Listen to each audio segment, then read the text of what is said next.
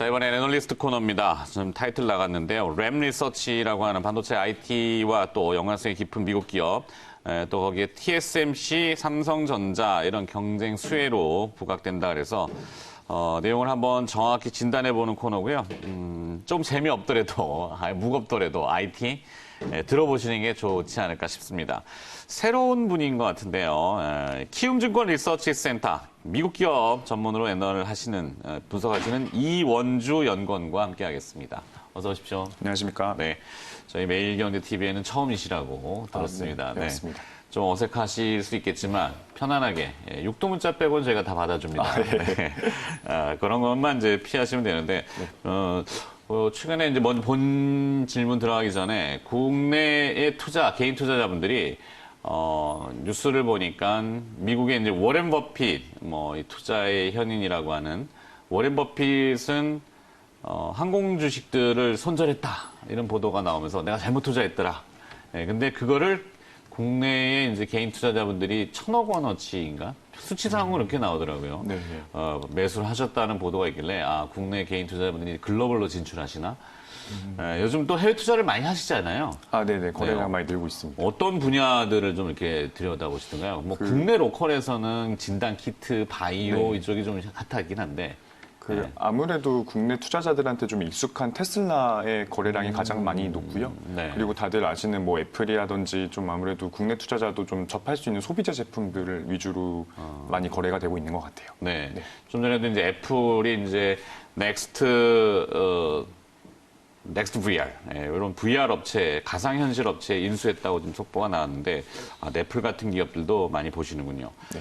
자, 이제 본일 질문으로 램 리서치.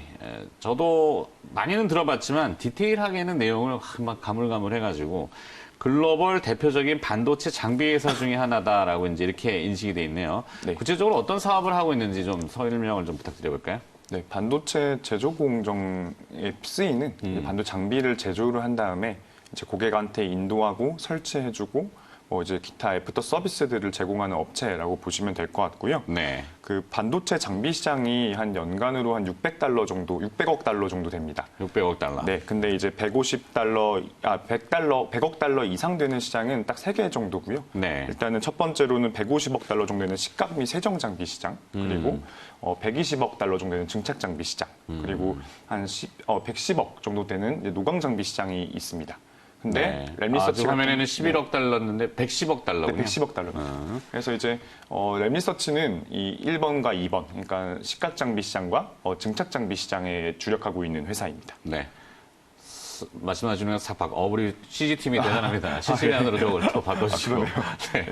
하여튼 반도체의 4대 공정이 식각, 세정 지금 나와 있습니다만은 증착, 노광 이런 식으로 순서는 제가 좀 헷갈리긴 한데 이런 4대 공정 중에 식각하고 증착, 세정 장비. 자, 뭐라고 지금 안에서 물어봤는데 못 들었어. 네.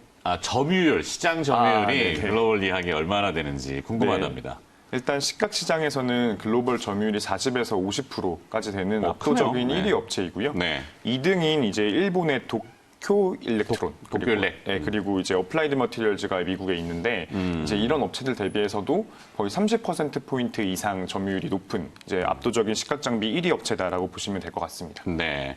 자, 램 리서치라는 기업 지금 화면에 나오고 있습니다만 시장 점유율이 저렇게 되어 있다고 합니다. 자, 투자 포인트를 좀 살펴봐야 될 것 같은데 먼저 자율주행하고 5G, 빈메모리 반도체 시장의 성장과 더불어서 램 리서치도 같이 동반해서 성장하게 됩니까? 네, 아무래도 반도체 수요가 늘고 그래서 반도체 공급도 늘고 그 와중에 이제 반도체 업체들이 반도체 장비에 투자를 해줘야 램 리서치가 수혜를 보는 거거든요. 그렇죠. 그렇다 보니까 우선은 반도체 수요를 좀 살펴볼 필요가 있습니다. 이제 가트너 같은 경우는 거의 2022년까지 연평균 5% 이상 반도체 비메모리 반도체 시장이 성장할 걸로 보고 있고요. 근데 이렇게 볼 때 두 가지 성장을 견인하는 드라이버가 뭐냐라고 볼 때 이제 대표적으로 자율주행과 이제 5G를 얘기를 많이 합니다. 그러니까 자율주행부터 좀 말씀을 드리면 원래 기존의 그냥 내연기관 차에서 쓰이는 반도체 개수가 한 300개 정도 됩니다. 근데 이제 자율주행 차가 되게 되면은 거의 2,000개 이상의 반도체 수요가 발생을 합니다. 뭐. 왜냐면은 뭐 이제 여러 상황들을 이제 판단해야 인식하는 센서가 필요할 거고요. 그렇죠. 그리고 이것들을 판단하는 어떤 로직 칩이 필요할 거고요. 그리고 이거를 제어해 줄 수 있는 어떤 그 반도체까지 필요하기 때문에 아무래도 늘어나는 거죠. 네. 근데 이제 시장 조사 업체에 따르면은 그 현재는 2020년 기준으로 레벨 2 이상 자율주행차가 전 세계에서 한 7% 정도 됩니다. 전 자동차 시장 중에. 근데 네. 2035년만 돼도 거의 78%까지 달할 걸로 보고 있기 때문에 이런 앞서 말씀드린 가정들을 계산을 해보면 연평균 거의 11% 이상 성장하는 시장이라고 보시면 될 것 같아요. 네. 그래서 자율주행이 한 비메모리 성장의 축이 될 것 같고요. 그리고 두 번째는 5G입니다. 그렇죠. 아무래도 전 세계 지금 스마트폰 이제 판매 대수가 한 15억 대 정도 됩니다. 근데 현재는 5G 뭐 그 스마트폰 판매량이 아직 뭐 적은 수준인데 네. 이제 이것들이 거의 다 그 15억대가 다 5G 폰으로 바뀌는 거기 때문에 거의 연평균으로 96%까지 성장하는 그런 고성장 산업입니다. 아무래도 스마트폰에 쓰이는 AP 칩이 빠르게 늘어나기 때문에 이쪽도 이제 그 비메모리 성장을 견인하는 두 번째 축이 될 수 있다라고 말씀을 드리겠습니다. 네. 자율주행은 뭐 아직까지 내연기관이 줄일지 아니면 뭐 전기차가 줄일지 수소차가 줄일지 어느 쪽인지는 판명되진 않았지만 그래도 대충 보면은 전기차 쪽으로 자율주행이 많이 이동해 갈 것 같은데 네. 말씀하신 그 이 반도체 거의 뭐 나중에 반도체를 타고 다닌다고 해도 과언이 아니겠네요. 우리가 자동차를. 아, 네, 그렇습니다. 그 위에 올라서서 네, 물론 네. 밑엔 또 뭐 배터리가 깔릴 수 있겠지만 자, 그만큼 이제 반도체 수요가 이 자율주행과 또 5G에 뭐 자명한 내용이지만 네. 급증할 거라는 그 가트너의 보고서. 자, 그러면 이런 상황에서 파운드리 업체, 그러니까 위탁 생산을 하는 이런 빈메모리 투자도 빠르게 진행이 될 것 같은데요. TSMC하고 이제 삼성전자의 어떤 그 대결적인 구도 아니겠습니까? 네, 맞습니다. 이 와중에 램 리서치는 어떤 저기가 되죠? 양쪽을 다 수혜를 받나요?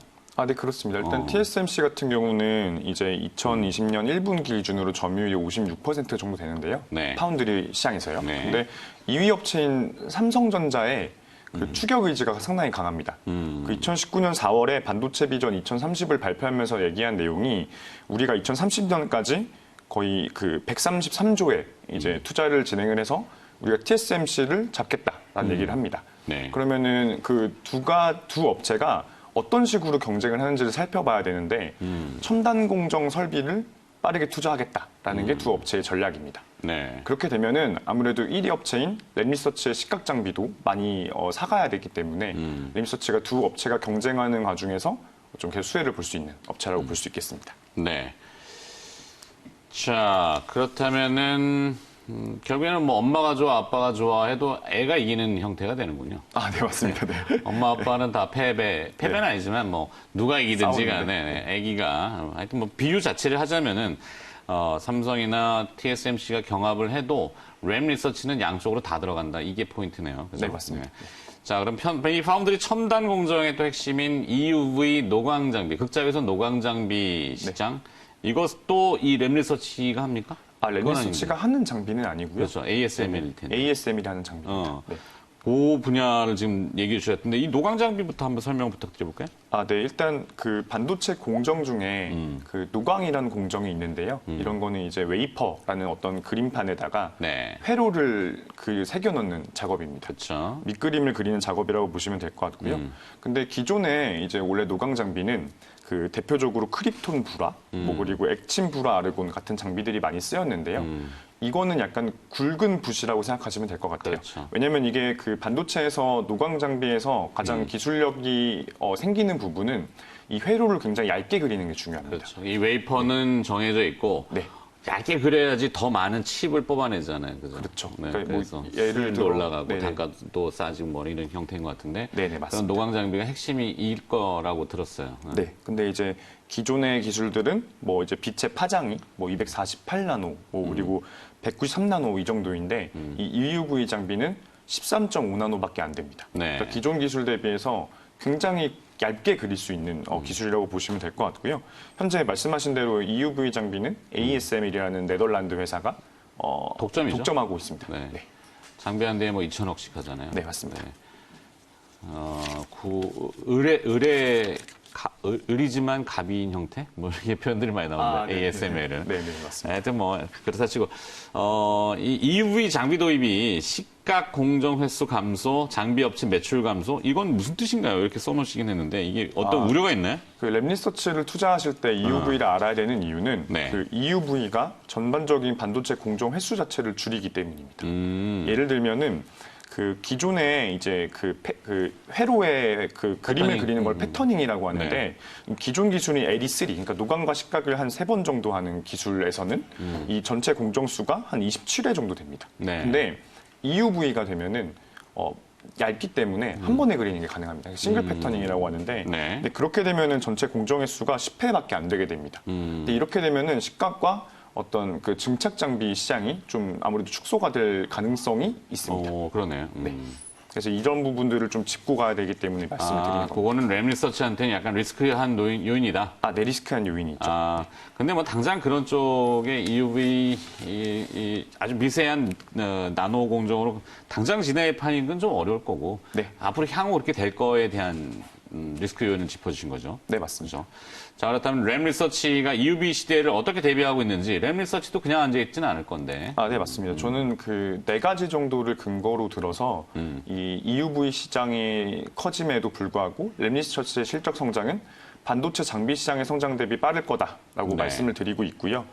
첫 번째로는 그 아무래도 그 이제 상위 업체, 파운드리 업체들 위주로 투자가 가파르게 늘어나고 있는 국면이기 때문에 이 업체들은 굉장히 그 생산성이나 수율에 민감하거든요. 네. 그래서 이렇게 되면은 아무래도 제일 생산성의 수율이 좋은 램리서치의 장비를 주문을 늘릴 수밖에 없기 때문에 시장 자체는 만약에 작아지더라도 사실 램리서치의 점유율이 올라가는 국면이다라는 말씀을 드리고 싶고요. 네. 그 두 번째 근거는 그 TSMC와 삼성전자는 사실 EUV를 장비를 매수해서 공정을 진행을 합니다. 근데 그 아래에 있는 이제 그 다 소형 업체들은 사실 EUV 장비가 한 대당 1,300억이 넘는 엄청 비싼 장비고 네. 그리고 지금 램 리서치의 주가 흐름이 화면에 계속 나가는 것 같은데요. 네네네. 네, 요건 지금 주봉? 네, 주봉이라고 하죠. 주간 단위로 봉이 형성되는 주봉이라고 하네요. 네네네. 조금 전에 보셨던 건 일봉이고 계속 말씀 이어가 주시죠. 네네. 근데 이제 하위 업체들은 그 EUV 장비를 구매를 못 합니다. 네. 그래서 이쪽에서는 오히려 시급 공정수가 더 늘어나야 되는 상황이고요. 왜냐하면 미세 공정에 진입해야 되기 때문에. 그러네. 그래서 이 또한 램리서치의 시장 점유율이 늘어날 거다라는 의미를 가지는 거죠. 그렇죠. 그래서 상위 업체들 밑만 있는 게 아니라 하부 업체들도 네, 있기 때문에 하부 거기는 또 업체들도 수요가 있기 있다. 네. 그리고 세 번째로는 그 최신 기술인 EUV 장비가 아직까지는 좀 ROI가 낮습니다. 그러니까 네. 아직 비싸고 네. 생산 기술 자체도 막 올라온 상태가 아니기 때문에 그래서 지금 EUV 장비 속도가 뭐 시각 증착 장비를 그 시장에 어떤 큰 피해를 줄 만큼 빠르게 증가하는 건 아니다라는 말씀을 좀 드리고 싶고요. 네. 그동안 램리서치는 시장을 잘 대비하고 있습니다. 그러니까 신기술을 개발했는데 그 ASML과 협력해서 그 드라이 레지스트라는 기술을 개발을 했습니다. 네. 이게 어떤 기술이냐면 기존에 그 노광장을 하기 전에 원래 포토레지스트라는 거를 뿌리거든요. 그렇죠. 우리가 작년에 이제 일본과의 그 맞습니다. 얘기들 많이 들었던 포토레지스트. 근데 EUV에 쓰이는 포토레지스트는 일본 업체들이 독점하고 있거든요. 네. 근데 그 ASML 입장에서도 이런 것들이 시장 상황이 뭐 좋진 않은 거기 때문에 그렇죠. 램리서치와 기술 협약을 해서 드라이 레지스트라는 공법을 개발하게 됩니다. 근데 이 기술에서는 기존의 관광역 사용량이 기존 기술 대비 거의 한 10분의 1 정도로 적게 사용되기 때문에 이제 램리서치가 EUV 시장에도 잘 대비를 하고 있는 업체다라는 말씀을 드리겠습니다. 네. 그리고 네. 레지스트 뭐라고 해야 될까요? 하여튼. 강박. 네. 네.